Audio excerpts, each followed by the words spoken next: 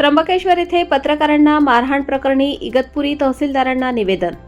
त्र्यंबकेश्वर येथे वार्तांकनासाठी गेलेल्या झी 24 तासचे ब्युरो चीफ योगेश खरे, साम टीव्हीचे ब्युरो चीफ अभिजित सोनवणे, पुढारी न्यूजचे ब्युरो चीफ किरण ताजने यांना स्वामी समर्थ केंद्राजवळील पार्किंगवर काम करणाऱ्या गुंड प्रवृत्तीच्या कर्मचाऱ्यांनी एक एक करत दगड आणि लाथाबुक्क्यांनी जबर मारहाण केली. यात किरण ताजने हे गंभीर जखमी झाले आहेत. त्यांना अपोलो रुग्णालयात पुढील उपचारासाठी दाखल करण्यात आले असून त्यांच्यावर उपचार सुरू आहेत. पत्रकारांवर वारंवार होणारे हल्ले ही निंदनीय घटना असून लोकशाहीच्या चौथ्या आधारस्तंभावर हा घाला आहे. व्हॉइस ऑफ मीडिया इगतपुरी तालुक्याच्या वतीने या घटनेचा जाहीर निषेध व्यक्त करण्यात येत आहे.